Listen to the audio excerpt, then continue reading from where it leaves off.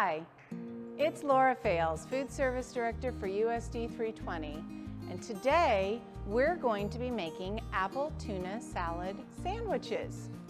And I know that you may be thinking, but I don't like tuna. I want to challenge you to try this recipe and let me know whether or not this recipe changed your mind. It's delicious, it's nutritious, it's lean, and it gives us lots of protein. So, the things that we're going to need for the recipe today are lettuce, tuna, bread, mayonnaise, apples, celery, a nut of your choice, in which today I have pecans, and sweet relish. The utensils that we'll need to use are our half cup, our third cup, quarter cup, and a teaspoon and a tablespoon measuring spoons. I'm going to be using an apple corer today, but you don't have to do that. A spatula, cutting board, a knife, and a mixing bowl. So you have everything that you need, and we will get started by washing all of our fruits and vegetables. In this case, we have apples, celery, and lettuce. We don't need very much celery, so you have just about exactly what you need. I'm going to take a few stalks, and at home, it's easy to rinse your fresh fruits and vegetables if you have a colander. And I know a lot of you have sprayers at home, not quite like this, but you can use a sprayer or just with your regular tap. So I'm going to turn our water on, and this sprayer is very loud and very forceful. So I'm just going to kind of, sounds like I'm ringing bells, doesn't it? So we give them a good rinse, and I'm going to put them up here on our cutting board. The same with the apples. Be sure and remove those stickers if that's on your apple. Now lettuce is fairly tender and it doesn't like to be spray washed as hard as that. I'm going to peel off a few leaves, and these I'm going to gently wash under a stream of water. If you're using fresh from the garden salad, or lettuce rather, you'll want to make sure that you really wash each leaf before you eat, because when it comes fresh to you from the garden, there's a better chance that there's going to be still some dirt that you'll want to make sure that you get off really, really well. Okay, I've got all these things on our cutting board. And our celery calls for, sorry, my mise en place over here is not quite how I want it to be, so let me get that organized a little. So what I like to do with celery is to cut off those ends. Sometimes they're a little dried out. I just trim all the edges just like that, and then very carefully, making sure that your fingers are well away from the blade,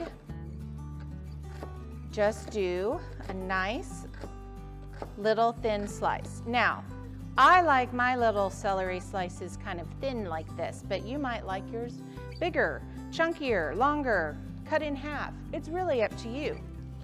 I'm going to do just a few more. There we go. Now we've got our celery ready. Now with the apple, if you have one of these apple corers at home, you can use it by lining it up over the core and pushing down, and all of the wedges come out easily. The apples, because they're apples and aren't perfect and don't grow perfectly, sometimes they don't line up quite right, so you may have a little more trimming to do. If you don't have one of those handy tools, it is no problem. You're just going to want to make sure that you cut out the core and then cut it into little bite-sized pieces. Again, keeping your fingers safely away from the edge of the knife. And I am going to chop this apple up just a little bit smaller, these pieces, because I really want them to just really be kind of diced up. Now you can see that my celery and my carrots are starting to mix together on the cutting board, and that's okay because these things are all going to go into the same bowl. Okay, there we go. Let's see, we needed a half a cup of apples, so I need to keep going on that just a little bit. Always good to check your recipe and make sure that you're measuring appropriately. What I'll tell you about this recipe though is that if you accidentally put too much or not enough apple or too much or not enough celery, it's okay. You can actually do that to your own taste once you've made it a time or two. And once again, I want to remind everybody that the first thing that you needed to do before you washed your vegetables even was to wash your hands. And if you'll recall, how to know if you've washed your hands enough is to sing happy birthday to you twice in your head, or maybe out loud. That might be kind of fun. Okay, so we've washed and cut our celery. Well, here, we'll do our lettuce a little bit. With these, you can cut or tear lettuce. Cutting lettuce can sometimes make the edges brown faster. So I don't know why that is, but maybe it's an old wives' tale, but it's what I've always been told and what I do. So cutting is just fine. If you want to tear it, you see how wet this lettuce is. It's perfectly okay to take a paper towel and dry those down a little bit so that your sandwiches don't get soggy, but I'm gonna just continue to let them air dry a little bit. Okay, so I'm also going to chop up a few of our nuts.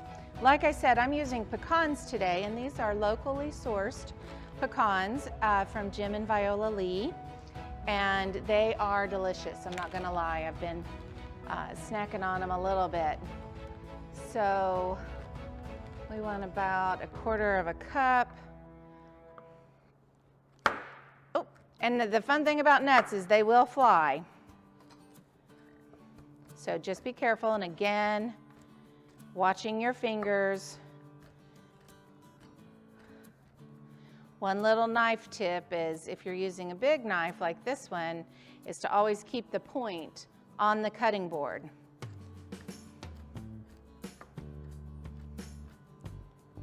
When I'm chopping vegetables and nuts like this, I do like to use a larger knife, but a smaller knife will work, whatever you're comfortable with. All right, now we've got our pecans all chopped up. So we're going to start by starting to put our ingredients into our large bowl. And the first thing that goes in is 1/3 cup mayonnaise. Now again, I have put some in this bowl because we get mayonnaise by the gallon, and I really didn't want to measure out of a gallon jug. So here we go with our 1/3 cup of mayonnaise. And again, your handy spatula that came in your toolkit is good for getting every last little drop of mayo. All right, so we've got our mayonnaise in, and now we're going to add the the celery and apples. I didn't measure those, but you certainly can, so that you know your proportions at home. I've just gotten really good at eyeballing measurements.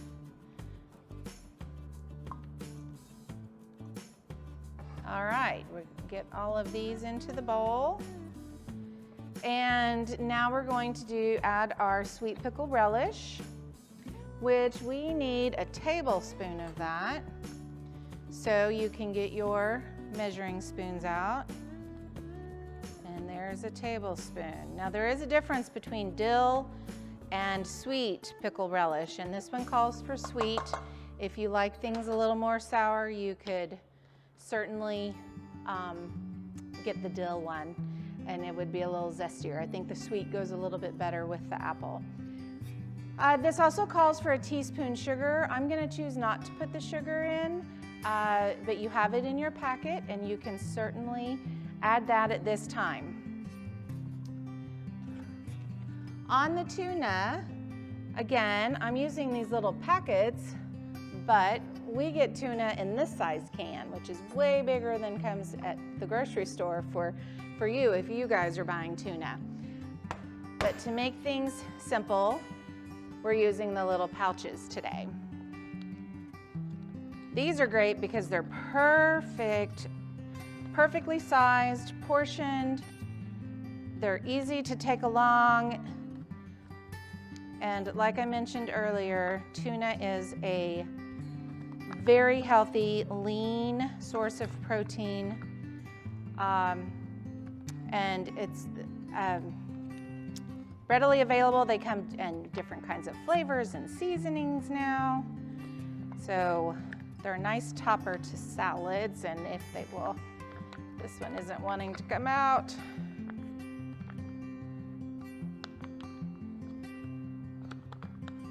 Okay, now we've got our tuna, and we've got everything that we need in there now. And you can see that I am going to just start mixing it up all together. The thing about the pressed tuna pouches is that tuna is it's been vacuum sealed and pressed together, so you do have to work to kind of break it up a little bit.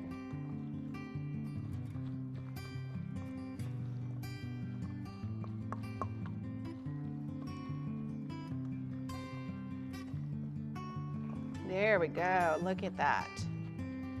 The nice green and the little bit of red from the apple make this a very colorful entree choice for our sandwiches. So I will now pull out, sorry, we got to reset here just a little bit. You can use whatever kind of bread that you like. You can even use hot dog buns or hamburger buns or tortillas or whatever grain you would like to use. And if you're not in the mood for any kind of grain, you could just eat the tuna salad as is. So this recipe makes 3 sandwiches. Now I've got some pretty large pieces of bread, so I just am going to do a couple. But all you need to do is to spread out about 1/3 of your apple tuna mixture on the slice of bread. You want enough to get it out to the edges. Make sure every bite has some of this deliciousness in it. And then you can add your lettuce leaf. This also gives it a little bit of crunch. Now you'll notice that I didn't put anything on the bread like mayonnaise or mustard or any kind of condiment because we put mayonnaise into the recipe. So here we have our delicious apple tuna salad sandwich wrapped up and ready for your picnic. And in fact, picnics are part of the theme for the books this week. We have The Perfect Picnic. We also have a teen guide for fast, delicious lunches. And because my favorite apples are in here, apples are definitely one of my favorite fruits, we have an apple cookbook and a Step Into Reading book about apple picking. All of these books are available at the library, and we do hope that you will get in and check them out. So, like we like to say, see you in the lunch line and see you at the library.